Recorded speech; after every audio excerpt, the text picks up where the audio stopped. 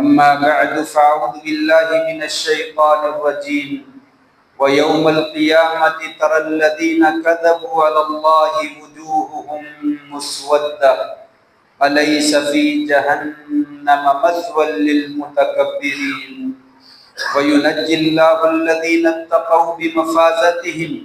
لا يمسهم السوء ولا هم يحزنون۔ اور قیامت کے دن تو دیکھے گا ان لوگوں کو جنہوں نے اللہ پر جھوٹ بولا، ان کے چہرے سیاہ پڑے ہوئے ہوں گے۔ کیا جہنم جو ہے وہ تکبر کرنے والوں کے لیے بڑا ٹھکانہ نہیں ہے؟ اللہ تبارک و تعالیٰ نجات عطا کرے گا ان لوگوں کو جو اللہ سے ڈر جاتے ہیں، ان کی کامیابی کی وجہ سے کہ ان کو کسی قسم کی کوئی برائی نہیں پہنچے گی اور نہ ہی وہ غمزدہ ہوں گے۔ نہایت عزت کے لائق سامعین محترم بزرگوں، دوستوں، بھائیوں، معززات ماؤں، بہنوں اور بیٹیوں، نبی کریم صلی اللہ علیہ وسلم اور آپ کے پاک باز صحابہ کرام اور سلف صالحین، امت کے نیک لوگ، متقی اور پرہیزگار، ان کی زندگیوں میں اللہ تبارک و تعالیٰ نے ہمارے لیے بڑی رہنمائی اور بڑی ہدایت رکھی ہے کہ ان لوگوں نے کیسی زندگی بسر کی اور کس طریقے سے دین کا کام کیا، کن حالات کا ان کو سامنا کرنا پڑا اور پھر کیسے کیسے وہ وقت گزارتے رہے۔ ہمارے لیے ان کی زندگیوں میں بہترین نمونہ ہے۔ اگر انسان سلف صالحین کی زندگیوں کا مطالعہ کرتا رہے تو اسے مشکل اوقات میں کسی قسم کی پریشانی نہیں ہوتی، اس کے لیے ہر طرح کے حالات میں وہاں سے اس کو مکمل اور بہترین رہنمائی جو ہے وہ حاصل ہو جاتی ہے۔ آج کے خطبہ جمعہ المبارک میں اپنے سلف صالحین میں سے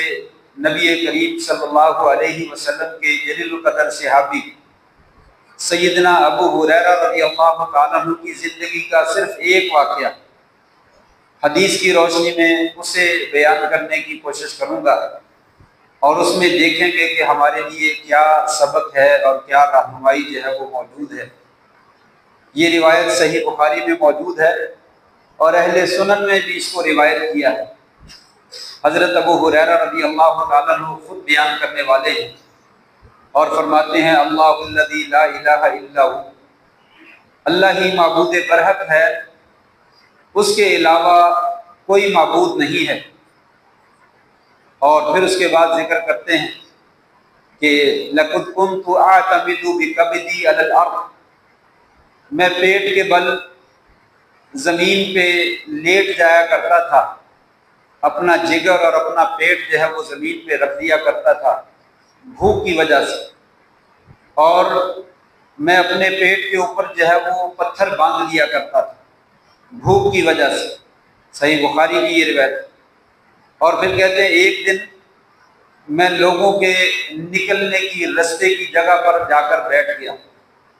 فمر علی ابو بکر رضی اللہ تعالیٰ عنہ وارضا، میرے پاس سے ابو بکر صدیق رضی اللہ تعالیٰ عنہ گزرے۔ میں نے کہا ابو بکر، کہا جی قرآن مجید کی ایک آیت ہے، مجھے اس کا ترجمہ اور مفہوم تو بتلا دیجیے۔ آیت کا ذکر نہیں ہے لیکن لگتا یوں ہی ہے کہ آیت یہی پڑھی وَيُطْعِمُونَ الطَّعَامَ عَلَىٰ حُبِّهِ مِسْكِينًا وَيَتِيمًا وَأَسِيرًا، اس آیت کا مجھے ترجمہ بتلا دیجیے۔ ابو بکر صدیق رضی اللہ تعالیٰ نے ترجمہ بتلایا، مفہوم بتلایا اور آگے گزر گئے۔ حضرت ابو ہریرہ رضی اللہ تعالیٰ عنہ بیان فرماتے ہیں کہ میں آیت کا ترجمہ نہیں پوچھنا چاہتا تھا، بلکہ میں تو یہ کہنا چاہتا تھا کہ مجھے ساتھ لے جاؤ اور کچھ کھانے پینے کے لیے ہے تو مجھے کچھ کھلا دو، لیکن ابو بکر صدیق رضی اللہ تعالیٰ عنہ میری بات شاید سمجھ نہ سکے اور مجھے مفہوم بتلایا اور آگے گزر۔ تھوڑی دیر کے بعد سیدنا عمر فاروق رضی اللہ تعالیٰ عنہ وہاں سے گزرے۔ میں نے کہا جناب عمر میری بات تو سنیے۔ کہا فرمائیے۔ قرآن مجید کی ایک آیت ہے، مجھے اس کا ترجمہ بتلا دیجیے۔ انہوں نے بھی آیت سنی اور ترجمہ اور مفہوم بتلایا اور آگے گزر۔ میرا بھی یہاں یہی مقصد تھا کہ مجھے ساتھ لے جائیں اور کچھ کھانے پینے کے لیے دے دیں، لیکن وہ بات سمجھ نہ سکے۔ میں بھوک کی وجہ سے زمین پہ لیٹا ہوا تھا، پیٹ پہ پتھر باندھے ہوئے تھے، لیکن میری آیت کا ترجمہ اور مفہوم جو ہے وہ صحیح معنوں میں وہ نہ سمجھ سکے۔ چنانچہ تھوڑی دیر کے بعد سیدنا محمد رسول اللہ صلی اللہ علیہ وسلم، آپ صلی اللہ علیہ وسلم کی ذات گرامی تشریف لائے۔ آپ نے میری بات سننے سے پہلے ہی عرف ما فی وجہ، عرف ما فی نفسی، میرے چہرے کو دیکھ کر ہی پہچان لیا کہ مجھے کیا مسئلہ ہے اور مجھے کیا ضرورت لاحق ہے۔ میری حالت سے آپ نے پہچان لیا اور کہا یا ابا ہر، اے ابو ہریرہ۔ عربی کے لوگ جو ہیں وہ نام کو آخر سے تھوڑا سا حذف کر دیتے ہیں اور اس طریقے سے بول دیتے ہیں یا ابا ہر۔ حضرت عائشہ کو بھی آپ پیار سے یا عائش آخر سے تا حذف کر کے یا عائش کا لفظ بول دیا کرتے تھے۔ کہا یا ابا ہر، اے ابو ہریرہ، الحق، آؤ میرے ساتھ، فمدا، اور چلے گئے۔ آپ آگے آگے چل دیے، فتبعتہ، میں بھی آپ کے پیچھے چلا۔ آپ اپنے گھر میں داخل ہو گئے،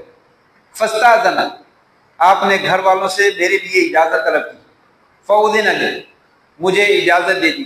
میں بھی گھر میں داخل ہو گیا۔ فوجد قدحا من لبن، آپ نے جو ہے وہ دودھ کا ایک پیالہ جو ہے وہ گھر میں دیکھا۔ گھر والے سے پوچھا یہ پیالہ کس چیز کا ہے، کہاں سے آیا؟ گھر والوں نے کہا یہ دودھ کا پیالہ ہے، فلاں مرد یا فلاں عورت نے آپ کے لیے تحفے کے طور پر بھیجا ہے۔ آپ نے کہا ٹھیک ہے ابو ہریرہ، پھر آواز دی یا ابا ہر،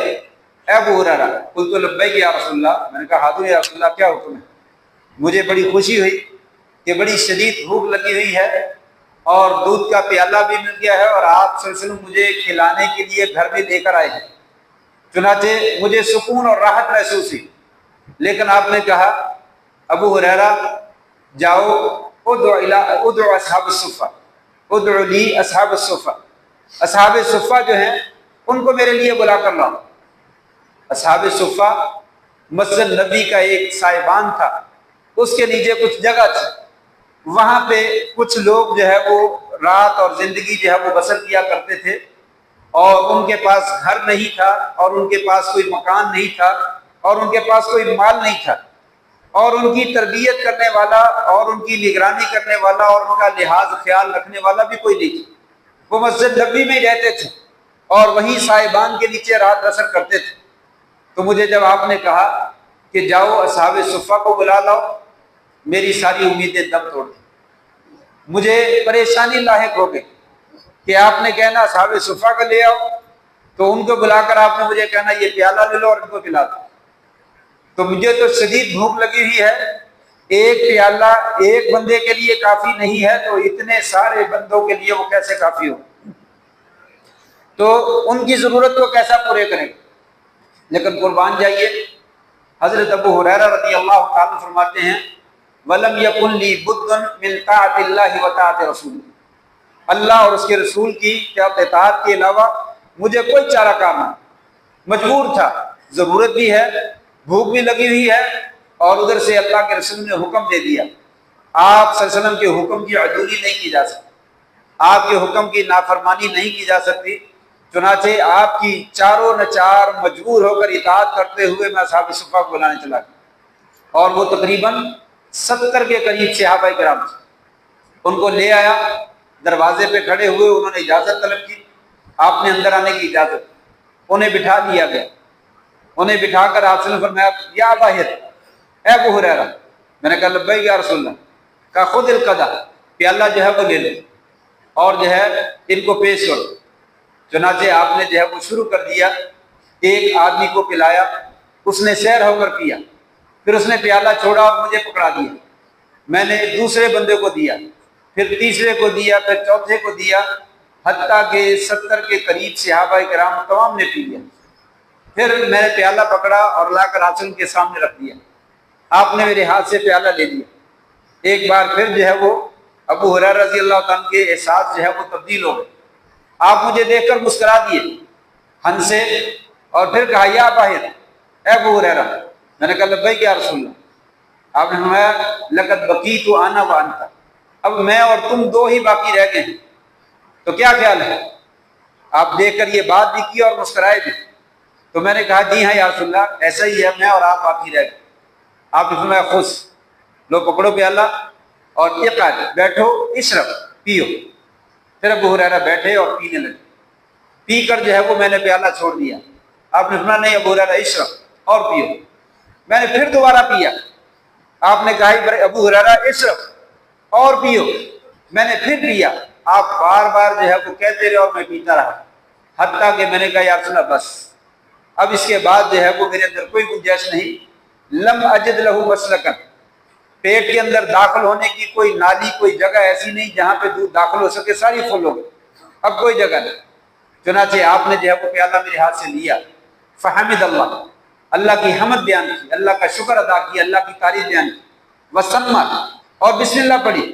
فشرب الفضل، جو باقی دودھ بچا ہوا تھا وہ آپ نے تناول فرما لیا۔ یہ ابو ہریرہ رضی اللہ تعالیٰ کی روایت ہے جو صحیح بخاری اور کتب سنن کے اندر جو ہے وہ اسی طرح سے جو میں نے بیان کی ہے موجود ہے۔ اس حدیث کے اندر ہمارے لیے بہت ساری رہنمائیاں جو ہے وہ موجود ہیں، بہت سارے اسباق موجود ہیں، بہت سارے مشاکل مقامات کے اندر جو ہے وہ ہدایت موجود ہے کہ اگر ایسے حالات پیدا ہو جائیں تو انسان کو کیا کرنا چاہیے۔ آئیے مختصر سے وقت میں جتنی باتیں ہو سکے میں ان میں سے چند ایک ذکر کرنے کی کوشش کرتا ہوں۔ نمبر 1،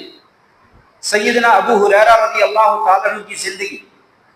اصحاب صفہ، صحابہ کرام جو کہ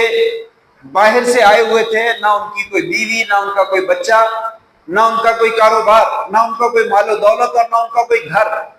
ان کی حالت کیسی تھی؟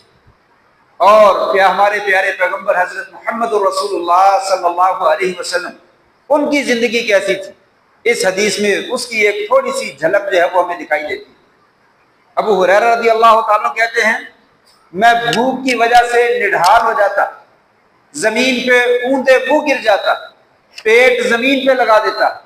اور کئی دفعہ بھوک اتنی شدید ہوتی کمر سیدھی نہ ہوتی تو میں پیٹ پہ پتھر باندھ دیتا۔ اور ایک دفعہ تو حضرت ابو ہریرہ، یہ بھی صحیح بخاری کے الفاظ ہیں دوسری روایت میں، کہ میں آپ صلی اللہ علیہ وسلم کے حجرے کے درمیان اور نبی علیہ وسلم کے ممبر کے درمیان میں زمین پہ گر جاتا، اور لوگ جو ہے میری کمر کے اوپر، گردن کے اوپر پاؤں رکھ کر جو ہے وہ آگے گزر جاتے، وَيَظُنُّونَ أَنَّ بِي جُنُونٌ، اور وہ خیال کرتے شاید میں دیوانہ ہوں، میں پاگل ہوں، دیوانہ ہوں، مست ہوں، اور زمین پہ پڑا ہوا ہے۔ کوئی چھوٹے بچے، کوئی لڑکے میری گردن کے اوپر جو ہے وہ پاؤں رکھ کے گزر جاتے، وَمَا بِي جُنُونٌ، حالانکہ مجھے وَمَا بِي جُنُون، حالانکہ مجھے کوئی دیوانگی نہ تھی، صرف بھوک کی وجہ سے اور پیٹ خالی ہونے کی وجہ سے جسم کے اندر کمزوری اور نقاہت اتنی شدید ہو جاتی کہ میں زمین پہ گر جاتا، اور لوگ جو ہے وہ خیال کرتے کہ میں دیوانہ ہوں، حالانکہ میں دیوانہ نہیں تھا۔ اور یہ کوئی ایک دفعہ کی بات نہیں ہے، یہ کئی دفعہ کی بات ہے۔ حضرت ابو ہریرہ کہتے ہیں اس طرح میں آیات کا ترجمہ کئی صحابہ سے پوچھتا رہا، لیکن میرے پاس سے جب بھی کوئی گزرتا مجھے آیت کا ترجمہ بتا کے چلے جاتا، لیکن نبی علیہ وسلم کے رشتہ دار حضرت جعفر بن ابی طالب، آپ کے جو ہے وہ چچا ذات، وہ میرے پاس سے گزرتے تو وہ مجھے اپنے ساتھ لے جاتے، نبی کریم صلی اللہ علیہ وسلم کی طرح وہ بھی مجھے ساتھ لے جاتے، اور وہ مجھے گھر لے جا کر کچھ نہ کچھ جو ہے وہ کھانے پینے کے لیے جو کچھ بھی ہوتا دے دیتے۔ کہنے کا مطلب یہ ہے کہ یہ حالت ایک دن کی نہیں ہے، کئی دنوں کی ہے۔ کئی دنوں میں ایسے واقعات جو ہے وہ پیش آتے کہ ان کو مسلسل بھوک رہتی ہے اور کھانے پینے کے لیے کچھ نہ ملتا، اور یہی حالت اصحاب صفہ کی ہے۔ 70 کے قریب یہ صحابہ کرام ہیں جو مسجد نبوی میں رہتے ہیں، کوئی مسکن نہیں ہے۔ اس سے معلوم ہوا ضرورت کے تحت مسجد میں رہائش رکھی جا سکتی ہے، مسجد میں ان کی رہائش تھی، اور کھانے پینے کے لیے کچھ نہیں ہوتا تھا۔ روایات میں موجود ہے نبی کریم صلی اللہ علیہ وسلم کے پاس صدقے کا مال آتا تو آپ جو ہے وہ سارا اٹھا کر ان کو دے دیتے، اگر ہدیہ آتا تو آپ اس میں سے کچھ خود بھی لے لیتے، کچھ ان کو بھی دے دیتے، یعنی کچھ باہر سے آنے والا مال و دولت ہوتا تو اصحاب صفہ کا گزارا اسی کے اوپر ہوتا تھا۔ لیکن مجال ہے، قربان جائیے، کہ کسی کی زبان پہ حرف شکوہ آتا ہو کبھی کسی نے اللہ کی قدرت اور اللہ تعالیٰ کے تقسیم کے اوپر اعتراض کیا ہو، یا اللہ ہمارے ساتھ کیا ہو رہا ہے؟ اصحاب صفہ کی حالت یہ ہے، یہ بھی صحیح بخاری کے الفاظ ہیں کہ کسی کے پاس 2 چادریں پہننے کے لیے نہیں ہوتی تھی، بلکہ ایک چادر بڑی نہیں ہوتی تھی جس کے اندر وہ اپنا پورا جسم جو ہے وہ ڈھانپ سکے۔ وہ چادر لے لیتا، نیچے سے تہبند بنا لیتا اور پھر اسے گھما کر پیچھے سے لے جا کر دلدل کے اندر جو ہے وہ پیچھے کو گرا لگا دیتا، تاکہ چادر گرے نہیں اور کھلے نہیں اور سطر بھی ڈھک جائے اور کچھ نہ کچھ اوپر والا جسم کا حصہ جو ہے وہ ڈھک جائے۔ اس کی وجہ سے اس کی گردن تھوڑی سی جھک جاتی اور نیچے سے پاؤں جو ہے وہ پنڈلیاں جو ہے یہ ننگی ہو جاتی، چادر جو ہے وہ ٹانگوں کے اوپر کافی ساری اوپر آ جاتی۔ اس طریقے سے وہ زندگی بسر کرتے، اور نبی کریم صلی اللہ علیہ وسلم ایسے صحابہ کی وجہ سے مسجد میں آنے والی عورتوں کو حکم دیتے کہ عورتوں، جب ہم سجدے میں جائیں تو تم سجدے میں رکے رہا کرو، جلدی سے سر نہ اٹھایا کرو، پہلے مردوں کو سر اٹھا لے دیا کرو، پھر جب تمہیں تسلی ہو جائے کہ انہوں نے سر اٹھا لیا پھر سر اٹھا لو۔ کہیں ایسا نہ ہو کہ کپڑے تنگ ہونے کی وجہ سے کسی آدمی کا سطر بڑھانا ہو رہا ہو اور نماز کے اندر تمہاری نظر جو ہے وہ وہاں پہ پڑے۔ اس طرح کی کیفیت میں صحابہ کرام نے زندگی بسر کی، اور نبی کریم صلی اللہ علیہ وسلم کے بارے میں تو آپ نے بارہا سنا ہے کہ ما شبع آل محمد صلی اللہ علیہ وسلم من خبز الشعیر شہرن او یومین متتابعین۔ آپ صلی اللہ علیہ وسلم اور آپ کے خاندان والوں نے 2 دن لگاتار جو کی روٹی جو ہے وہ سیر ہو کر نہیں کھائی۔ لگاتار جو ہے جو کی روٹی جو ہے وہ لگاتار 2 دن سیر ہو کر نہیں کھائی۔ ایک دن مل جاتی تو دوسرے دن نہیں ملتی، تیسرے دن مل جاتی تو چوتھے دن ملتی، صبح کو مل گئی تو شام کو نہیں ملتی تھی۔ اور دوسری روایت میں موجود ہے کہ آل محمد صلی اللہ علیہ وسلم کے گھر میں مہینہ تک جو ہے وہ آگ نہیں جلتی تھی کہ گھر میں پکانے کے لیے کچھ نہیں ہوتا تھا، سوائے اس کے ہمارے گھر میں پانی ہوتا تھا اور کھجوریں ہوتی تھی، الا الاسودان التمر والماء، پانی اور کھجور کے اوپر ہمارا گزارا ہوتا تھا، اس کے علاوہ گھر میں کھانے اور پینے کے لیے کچھ نہیں ہوتا۔ اور پیچھے بھی میں نے ایک دفعہ قصہ ذکر کیا تھا کہ آپ کے گھر سے کوئی عورت مانگنے کے لیے آئی تو حضرت عائشہ کہتی ہے میں نے سارا گھر تلاش کیا تو مجھے کچھ نہ ملا سوائے ایک کھجور کے دانے، ایک کھجور کے دانے۔ یہ آپ صلی اللہ علیہ وسلم کے گھر کی زندگی ہے۔ اور بعض روایات میں موجود ہے مسند احمد کے اندر کہ بعض اوقات آپ صلی اللہ علیہ وسلم نے بھی بھوک کی وجہ سے پیٹ پر جو ہے وہ پتھر باندھے، آپ نے بھی پیٹ پر بھوک کی وجہ سے پتھر باندھے۔ یہ ایسی کیفیتیں ہیں جو ہم صرف بیان کر سکتے ہیں، شاید ہم میں سے کسی کو ایسے کیفیت اور ایسے حالات کا سامنا نہیں کرنا پڑتا، لیکن اس کے باوجود کبھی زبان سے کلمہ شکر جو ہے انسان کی ادا نہیں ہوتا، بلکہ انسان ہمیشہ ناشکری کا اظہار کرتا ہے کہ مجھے ملا کیا ہے، فلاں کو سب کچھ مل گیا اور میرے پاس کیا ہے۔ یہ انسان جو ہے وہ شکوے کا اللہ سے اظہار کرتا ہے، جبکہ ادھر کیفیت جو ہے وہ آپ نے دیکھی، یہ 1 دن کی 2 دن کی نہیں ہے بلکہ مہینوں کی ہے اور سالوں کی یہ کیفیت ایسے ہے۔ اسی طریقے سے جو ہے وہ زندگی بسر کی۔ اس سے سبق ملتا ہے کہ اللہ تبارک و تعالی رزق دینے والا ہے، وہ نیکی اور بدی کی بنا پر رزق نہیں دیتا، یہ اس کی تقسیم ہے، وہ جس کو چاہے رزق جب چاہے وہ زیادہ دے دے، جب چاہے وہ تھوڑا دے دے، نہ دے تو انسان کو پریشان نہیں ہونا چاہیے، اللہ کے فیصلے پہ راضی رہنا چاہیے، کوشش کرتا رہے، دعا مانگتا رہے، مل جائے تو فبہا، نہ ملے زندگی گزر جانی ہے۔ اور اس حالت میں صبر کرنے والوں کو اللہ تبارک و تعالیٰ نے دنیا میں تو کامیابی دینی آخرت میں کامیاب کر دے۔ اسی کا تذکرہ اس آیت میں کیا تھا جو میں نے پڑھی تھی، وَيُنَجِّي اللَّهُ الَّذِينَ اتَّقَوْا بِمَفَازَتِهِ، اللہ تبارک و تعالیٰ اپنے ذات سے ڈرنے والے لوگوں کو کل قیامت کے دن نجات دے دیں گے اور ان کو کامیابی عطا کر دیں گے، اور اس کے الٹ وہ لوگ جنہوں نے اللہ پر جھوٹ باندھے، اللہ کی بغاوت اور نافرمانیاں کی ہیں، ان کے چہرے کل قیامت کے دن جو ہے وہ سیاہ پڑے ہوئے ہوں، چہروں پہ ہوائیاں اور گرد و غبار جو ہے وہ اڑ رہا ہوگا، اور وہ انتہائی پریشان ہوں گے، اور ان کی پریشانی جو ہے وہ ایسی ہوگی جو خود کبھی ختم ہونے والی ہے۔ دنیا کی پریشانیاں ختم ہو جاتی ہیں تو یہ ہمیں پہلا سبق ملتا ہے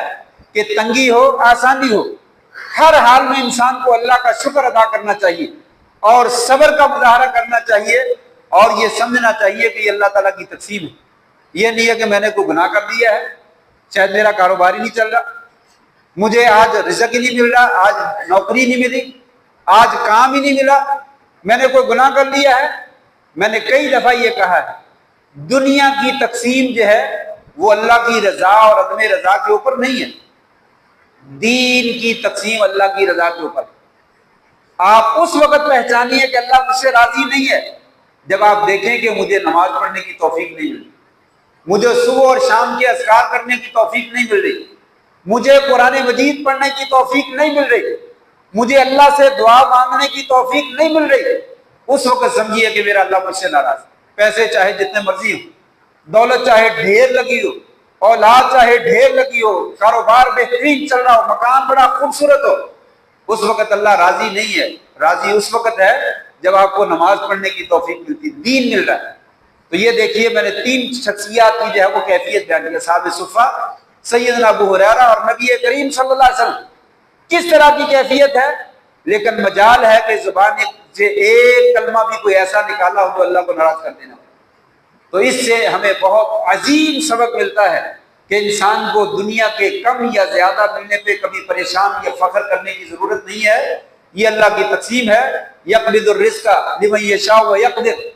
ویبسط لمن یشاء ویقدر۔ جس کے لیے چاہتا ہے اللہ تعالیٰ رزق فراخ کر دیتا ہے، اور جس کے لیے چاہتا تنگ کر دیتا ہے، یہ اس کی تقسیم ہے۔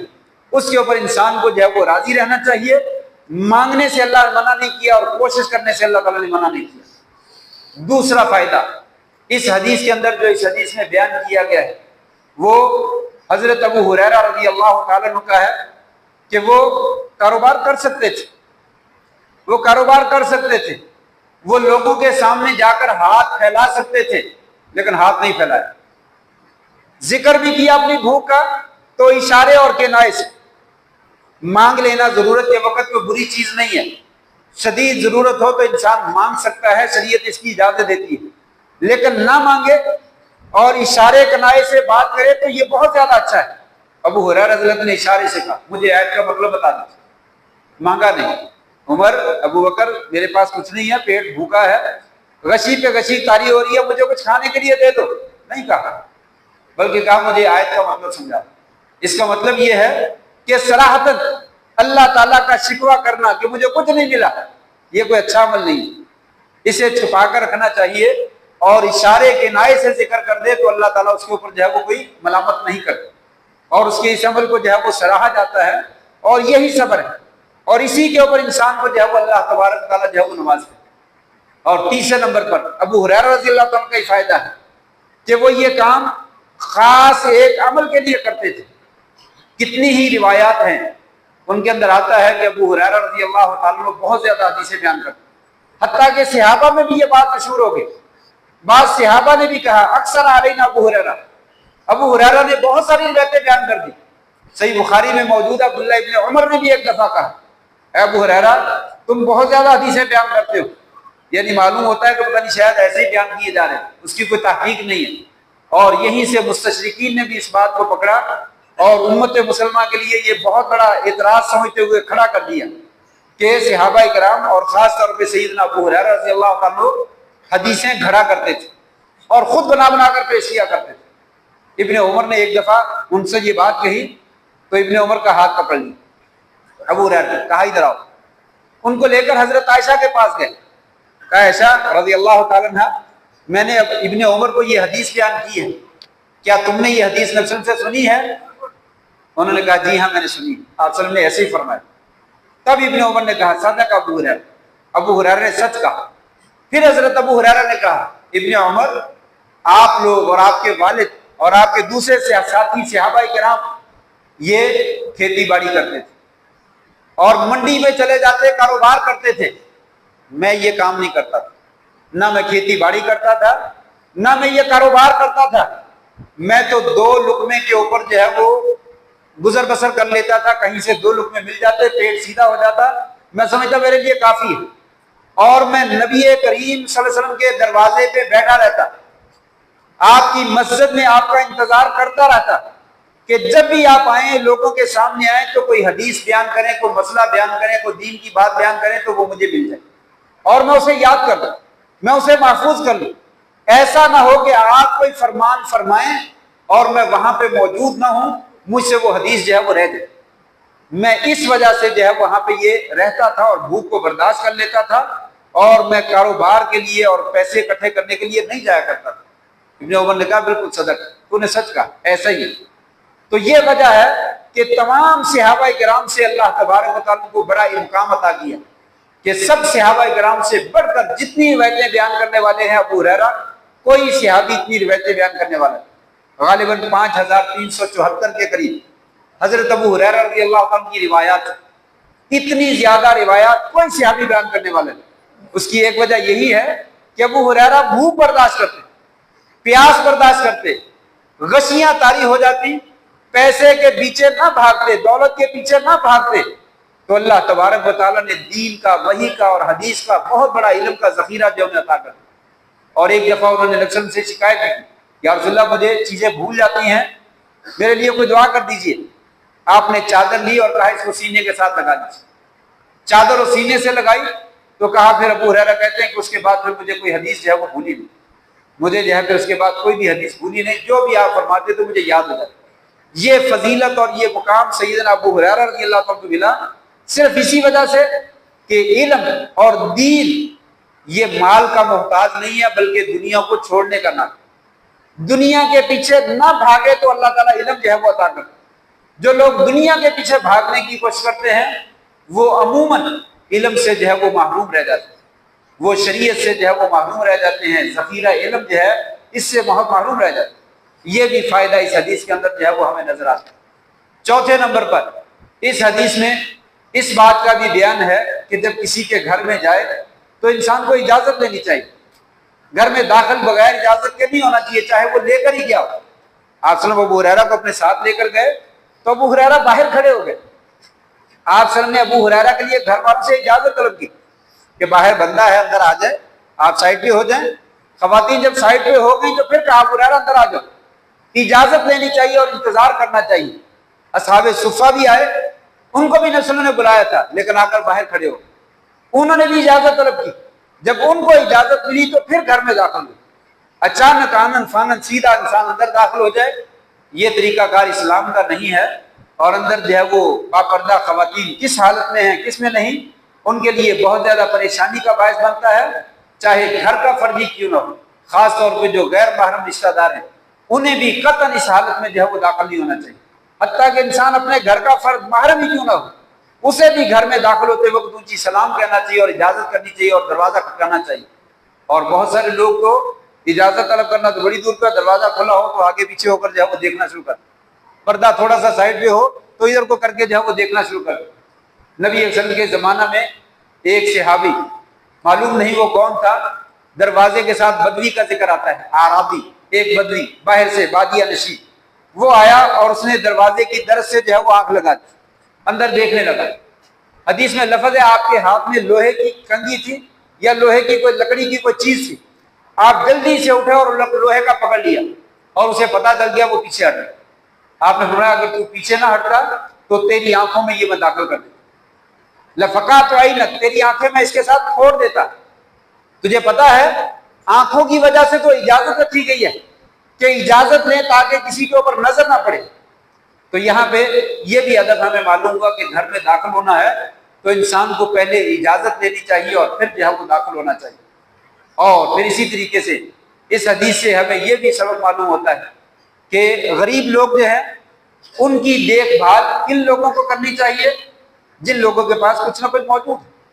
خاص طور پہ حاکم وقت، سربراہ، ذمہ دار فرد،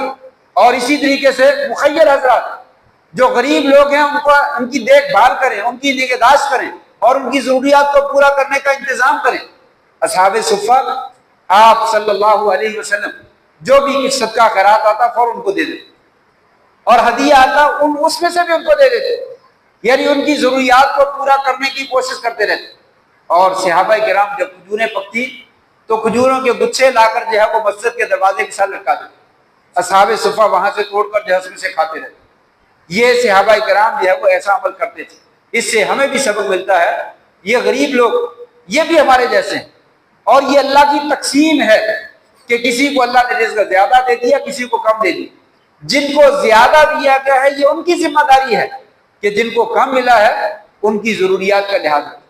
کچھ نہ کچھ اپنے مال میں سے ان کو دیتے رہے تاکہ ان کی ضروریات پوری ہوتی رہیں، اور آپ کے مال کی زکوٰۃ صدقہ خیرات جو ہے وہ ادا ہوتا رہے۔ آپ کے مال میں جو وبائیں اور بلائیں موجود ہیں، جو میل اور کچیل موجود ہے، وہ نکلتی رہے۔ اور افسوس ایسا یہی ہے کہ اکثر لوگ جو ہے یہ چیز ادا نہیں کرتے، تو یہ مال پھر برکت کا باعث نہیں بنتا، پھر یہ مال انسان کی نجات کا باعث نہیں بنتا، انسان کے لیے پریشانی کا باعث بنتا، انسان کی ضروریات کو پورا نہیں کرتا، بلکہ عین موقع پہ جا کر انسان کو جو ہے وہ پھنسا دیتا۔ اس لیے انسان کو اس مال کے اندر سے کچھ نہ کچھ غریب لوگوں کے لیے صدقہ خیرات جو ہے وہ کرتے رہنا چاہیے۔ اور اس حدیث میں صبر کا بھی درس ملتا ہے کہ انسان کو صبر کرنا چاہیے، صبر جو ہے وہ بڑی قیمتی شے ہے،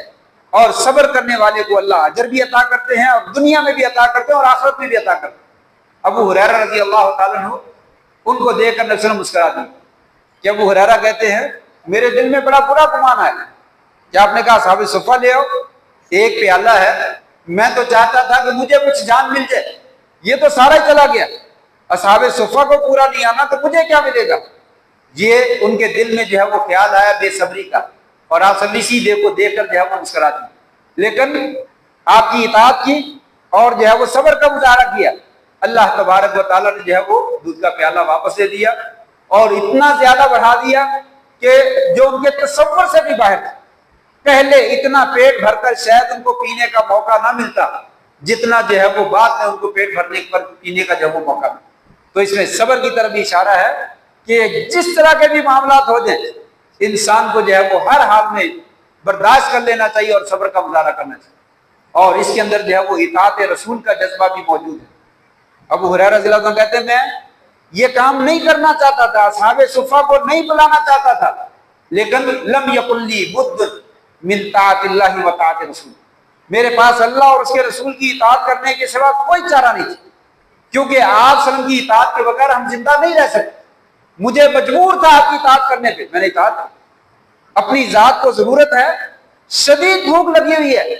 فاقے آ رہے ہیں، ایسی کیفیت ہے کہ شاید اگر اس کے اوپر مسلسل ایسا ہی رہے تو انسان مر جائے۔ اس کیفیت میں بھی کہا اللہ اور اس کے رسول کا حکم آ گیا ہے تو کوئی مسئلہ نہیں ہے، آپ کی اطاعت کرنا ہمارے اوپر فرض ہے۔ اور ہمارے ہاں فراوانی بھی ہو، سکون بھی ہو، عیش کی زندگی بسر کر رہا ہو، کوئی مسئلہ نہیں، پھر کیا کرتے ہی رہتے ہیں اللہ کی اطاعت اور اللہ کے رسول کی اطاعت، نہ بھی کریں گے تو کیا ہو جائے، آج کے دن جو ہے وہ نہ بھی ہو تو کوئی مسئلہ نہیں۔ کہا نہیں، پھر کامیابی اور اللہ کی رحمتیں اور برکتیں نازل نہیں ہوتی، یہ برکتیں اطاعت میں نازل ہوتی۔ ابو ہریرہ رضی اللہ عنہ نے اطاعت کی، اور پھر دیکھیے کہ اس کا نتیجہ جو ہے وہ کیا نکلا۔ اور اس حدیث کے اندر ٹائم جو ہے وہ پورا ہو گیا ہے، آخری بات ذکر کے اپنی بات ختم کرتا ہوں۔ آپ صلی اللہ علیہ وسلم کا عظیم معجزہ بھی، آپ کے عظیم معجزے کا اظہار ہے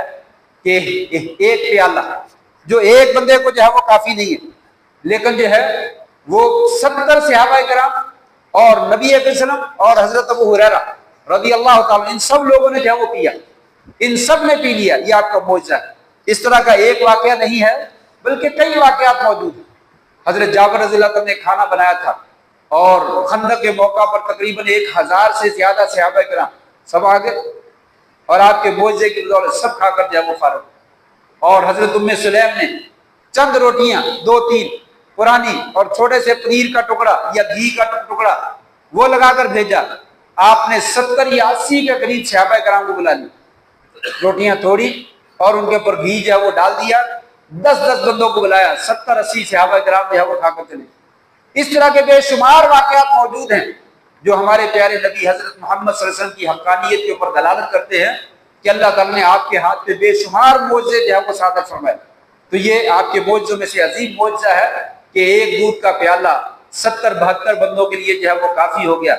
اور بھی اس میں اسباق ہیں، اگر کبھی وقت ملا تو انشاءاللہ ذکر کریں گے۔ اللہ سے دعا ہے اللہ تبارک و تعالیٰ ہمیں سلف صالحین کی زندگیوں میں جو اسباق ہیں انہیں پڑھنے کی بھی اور ان سے سبق حاصل کرنے کی اللہ تعالیٰ ہمیں جو ہے وہ توفیق نصیب فرمائے، اور ان کے نقش قدم پر ہمیں چلنے کی توفیق نصیب فرما دے۔ وآخر دعوانا الحمدللہ رب العالمین۔